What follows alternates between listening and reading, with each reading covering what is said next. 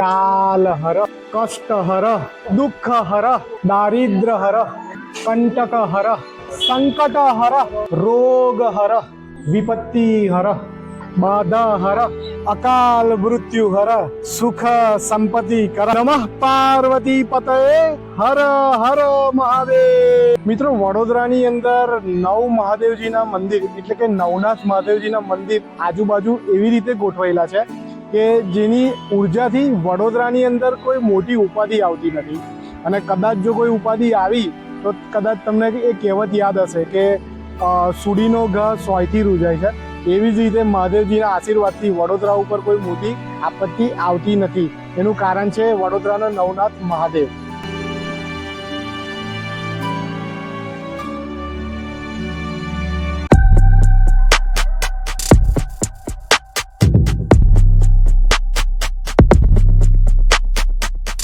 મિત્રો, નવનાથ મહાદેવજીના તમે કદાચ વિડીયો જોયા હશે, પણ નવનાથ મહાદેવજીના મંદિર કેમ છે, એની હિસ્ટ્રી શું છે, એ હું આજે તમને ફર્સ્ટ ટાઈમ યુટ્યુબની અંદર મારા વિડીયોના માધ્યમથી તમને હું જણાવવાનો છું. તો મિત્રો, આજે નવનાથ મહાદેવજીના હું તમને પવિત્ર દર્શન કરાવીશ. તો તમે વડોદરાવાસીઓ જોડે મારો આ વિડીયો શેર કરજો. અને જે લોકો વડોદરામાં નથી રહેતા એમની જોડે તો આ વિડીયો ખાસ શેર કરવાનો છે અને એમને દર્શન કરાવવાના છે. તો મિત્રો, મારો આ વિડીયો તમારા બધા જ ગ્રુપની અંદર શેર કરજો. તમારા બધાનો સપોર્ટ આપજો અને મારી ચેનલને સબસ્ક્રાઈબ કરજો, કારણ કે તમારા સપોર્ટની મને જરૂર છે. અને ખાસ તમે મારું ઇન્સ્ટાગ્રામ પેજ ઇન્ડિયન પેસેન્જર 82 ને ફોલો કરજો. તો ચાલો મિત્રો, આજે નવનાથ મહાદેવજીની પવિત્ર યાત્રા પર હું તમને લઈ જાઉં.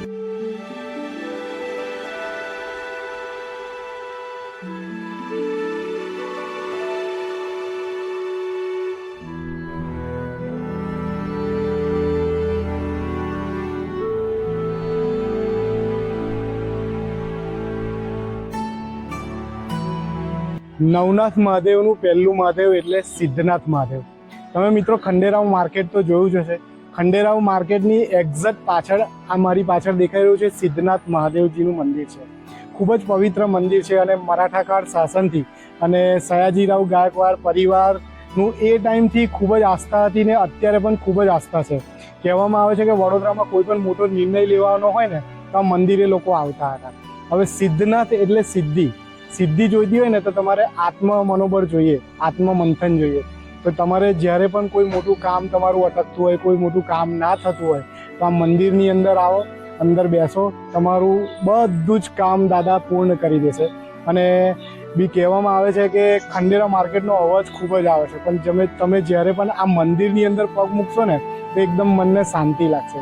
તો મિત્રો, ખૂબ જ પવિત્ર મંદિર છે. શ્રાવણ માસની અંદર નવનાથ મહાદેવનું આ પહેલું મંદિર છે અને તમે જરૂરથી આ મંદિરની મુલાકાત લેજો. ખૂબ જ પવિત્ર મંદિર છે અને દર્શનનો લાભ લેજો.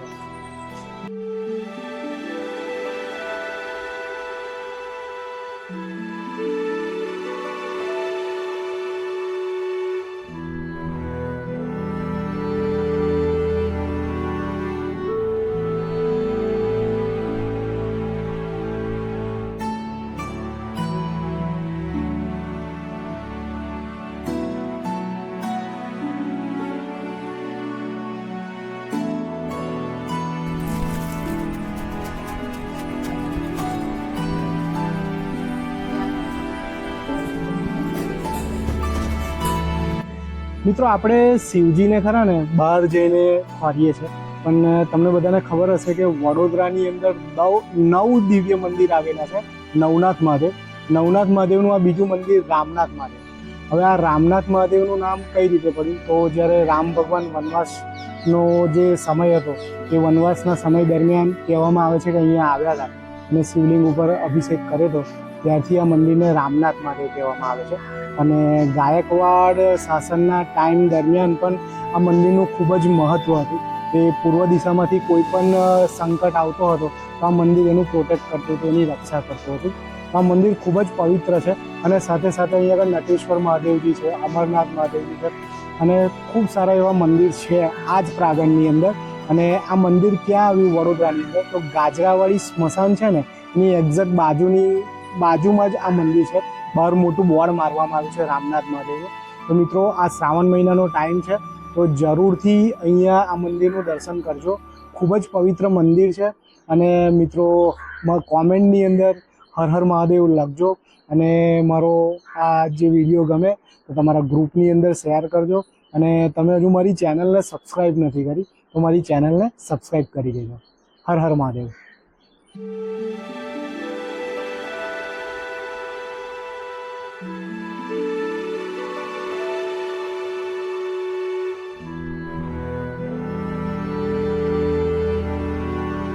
મિત્રો નવનાથ મહાદેવનું ત્રીજું મંદિર ઠેકરનાથ મહાદેવ મંદિર. હવે આ મંદિર ક્યાં આવ્યું? તો આ મંદિર આવ્યું છે પાણીગેટના અજબડી મિલ પાસે. હવે આ જે મંદિર છે ને બહુ પૌરાણિક અને દિવ્ય મંદિર છે. અને આ મંદિરનું નામ ઠેકરનાથ કઈ રીતે પડ્યું? તો કહેવામાં આવે છે કે આ વિસ્તારમાં વર્ષો પહેલાં વેપારીઓ અને કુંભારીઓ રહેતા હતા. અને ઠેકરા કે ને એટલે જે માટીના ઠેકરા, એટલે સ્થાનિક લોકો એ ટાઈમે કહેવામાં આવે છે કે ઠેકરનાથ મહાદેવ જે સ્વયંભૂ શિવલિંગ છે આ મંદિરનું, એનું નામ ઠેકરનાથ મહાદેવજીનું નામ પાડ્યું.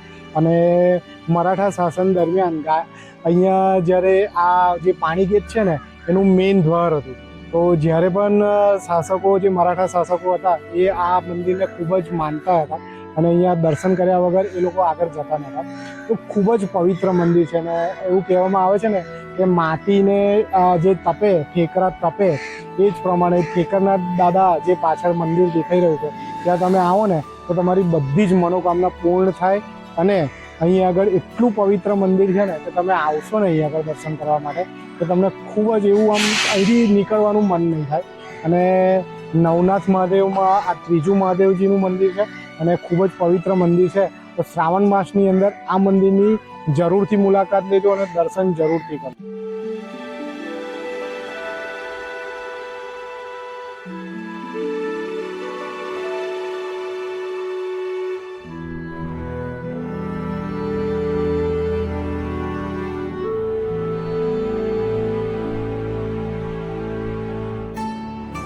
હર હર મહાદેવ. મિત્રો માર્કંડે ઋષિએ મહાદેવજીને પ્રસન્ન કરી અને મૃત્યુ પર વિજય મેળવ્યો હતો.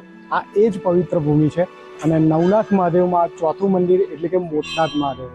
મિત્રો માર્કંડે ઋષિએ મહાદેવજીને પ્રસન્ન કર્યા હતા અને મહામૃત્યુંજય મંત્રનો જાપ કરી અને મૃત્યુ પર વિજય મેળવ્યો હતો. એક સ્કંદ પુરાણ અનુસાર આ પ્રાચીન જગ્યા એટલે આ જ જગ્યા છે. અને અહીંયા ઋષિઓ ભૂતકાળની અંદર અહીંયા તપ કરતા હતા, યજ્ઞ કરતા હતા. અને ખૂબ જ પવિત્ર જગ્યા છે અને કાળ ઉપર વિજય મળ્યો છે. અને સૌથી મોટું મંદિર ગણવામાં આવે છે એટલે એને મોટનાથ મહાદેવ કહેવામાં આવે છે. અને ગાયકવાડ શાસનથી જ આ મંદિરનું ખૂબ જ મહત્ત્વ છે વડોદરાની અંદર. અને વડોદરાની જે જનતા છે એ અહીંયા રેગ્યુલર બધા જ દર્શન કરવા આવતા જ હોય છે. તો શ્રાવણ માસની અંદર નવનાથ મહાદેવનું આ ચોથું મંદિર મોટનાથ મંદિરની અંદર તમે પણ દર્શન કરવા આવજો. અને આ ખૂબ જ પવિત્ર મંદિર છે અને અહીંયા બધાની મનોકામના પૂર્ણ થાય છે.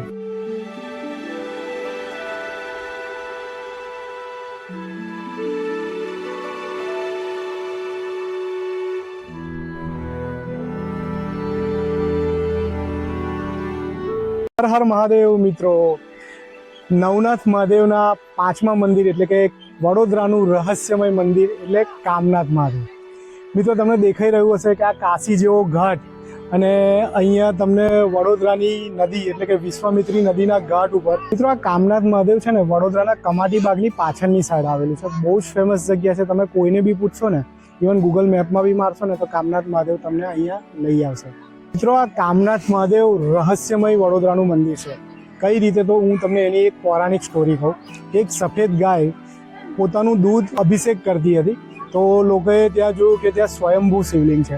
એ સ્વયંભૂ શિવલિંગ લોકો કાઢવા ગયા. તો જેવા લોકો કાઢવા ગયા ને એ વધારે ને વધારે ભૂગર્ભમાં જતું રહ્યું. અને એટલે જ અત્યારે પણ આ મંદિર કામનાથ મહાદેવનું જે મંદિર છે એકદમ ભૂગર્ભમાં છે. તમારે દર્શન કરવા પણ ભૂગર્ભમાં જવું પડે છે. એ સ્વયંભૂ શિવલિંગ છે અને બહુ જ ચમત્કારી શિવલિંગ છે. અને બીજું કે 2021માં જ્યારે વિશ્વામિત્રી નદીનું સફાઈ અભિયાન થયું ત્યારે અહીંયા 700 ગુફાઓ મળી હતી. એટલે આ એટલું પૌરાણિક મંદિર છે અને અહીંયા આગળ બધાની મનોકામના પૂર્ણ થાય છે. તો શ્રાવણ માસની અંદર તમે અહીંયા દર્શન કરવા આવો. ખૂબ જ પવિત્ર મંદિર છે, ખૂબ જ પૌરાણિક મંદિર છે અને એકદમ ભૂગર્ભની અંદર છે. તો તમારે એકદમ નીચે જવું પડે છે. હું મંદિર તમને બતાવું. ખૂબ જ સરસ મંદિર છે, તો જરૂરથી દર્શન કરજો અને કોમેન્ટમાં હર હર મહાદેવ લખજો અને મારી ચેનલને સબસ્ક્રાઈબ કરજો.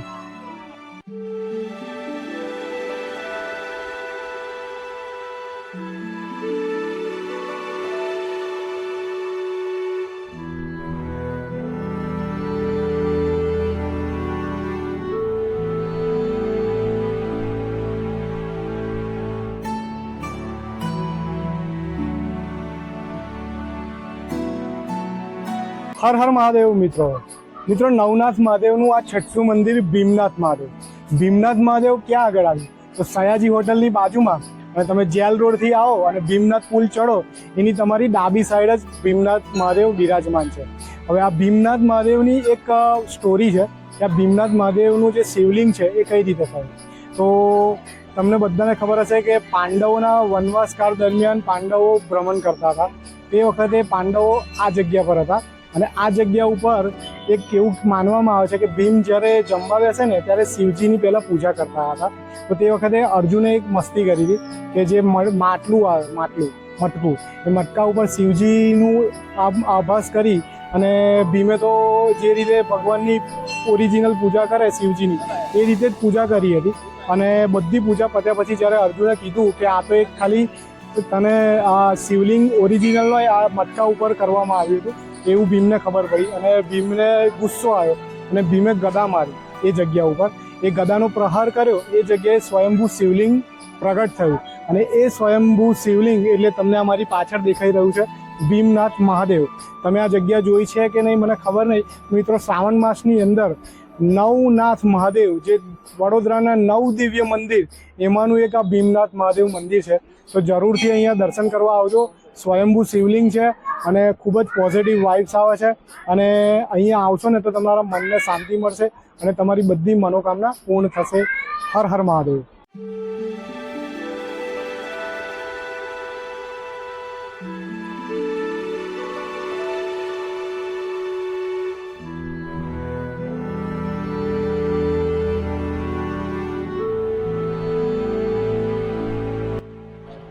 હર હર મહાદેવ મિત્રો. નવનાથ મહાદેવના 7મા મંદિર એટલે કાશી વિશ્વેશ્વર મહાદેવ મંદિરની અંદર અત્યારે અમે આવી ચૂક્યા છે મિત્રો. આ મંદિરની એક એવી માન્યતા છે કે તમે કાશીના કાશી વિશ્વનાથ મંદિરની અંદર દર્શન કરો અને અહીંયા કાશી વિશ્વેશ્વર મહાદેવ વડોદરાની અંદર તમે દિલથી સંકલ્પ કરો તો તમને કાશી વિશ્વનાથ મહાદેવ કાશીની અંદર દર્શન કર્યા છે ને એનું પુણ્ય મળશે. મહર્ષિ વિશ્વામિત્રીએ તપસ્યા દરમિયાન એવું સંકલ્પ લીધું હતું કે આ વડોદરાનો આ જે ભાગ છે ત્યાં સુખ શાંતિ સમૃદ્ધિ રહે અને વડોદરાના લોકોને અહીંયા પૂજા કરવાથી સંકલ્પ લેવાથી કાશી વિશ્વનાથ મહાદેવ જે કાશી છે એનું પુણ્ય મળે. તો એ દરમિયાન મહર્ષિ વિશ્વામિત્રીએ વડોદરામાં ચારે બાજુ શિવલિંગની સ્થાપના કરી હતી અને સ્થાપના દરમિયાન કાશી વિશ્વેશ્વર મહાદેવ ભગવાન સાક્ષાત પ્રગટ થયા હતા અને ત્યારથી જ આ જે પ્રદેશ છે એની અંદર સુખ શાંતિ અને સમૃદ્ધિ છે. તો તમે આ મંદિરની અંદર દર્શન કરવા આવ્યા છો કે નહીં આવ્યા હોય તો હર હર મહાદેવ લખજો, મારી ચેનલને સબસ્ક્રાઈબ કરજો અને મારો વિડીયો ગમે તો તમારા ગ્રુપની અંદર જરૂરથી શેર કરજો.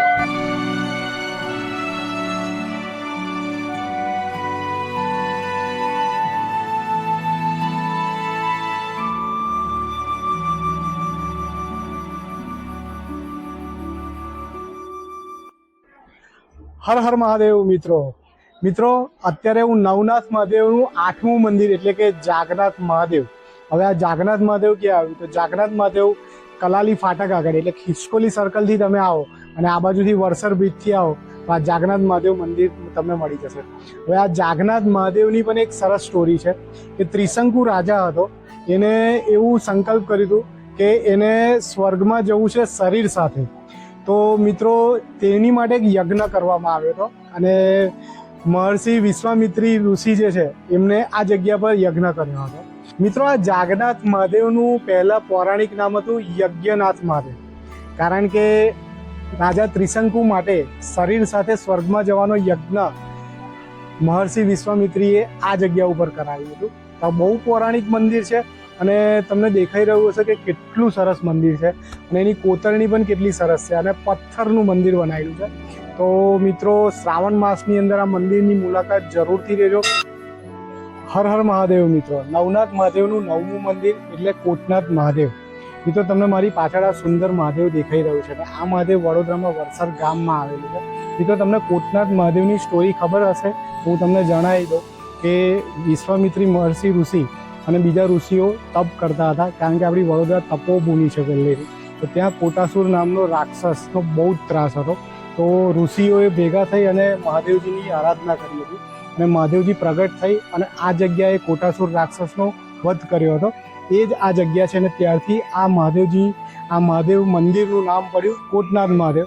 તો મિત્રો આ ખૂબ જ પવિત્ર મંદિર છે અને તમે શ્રાવણ માસની અંદર નવનાથ મહાદેવનું આ 9મું મંદિર છે, તો દર્શન કરવા જરૂરથી આવજો. ખૂબ જ સરસ મહાદેવ છે, પવિત્ર મંદિર છે અને ખૂબ જ પોઝિટિવ વાઇબ્સ આવે છે. તો આમ મિત્રો તમને મારો આ વિડીયો કેવો લાગ્યો, અને મેં 9 મહાદેવજીના તમને બધાને સરસ દર્શન કરાયા. 9 મહાદેવજીની જે પણ સ્ટોરી મને ખબર હતી એ બધી સ્ટોરી મેં તમને જણાવી.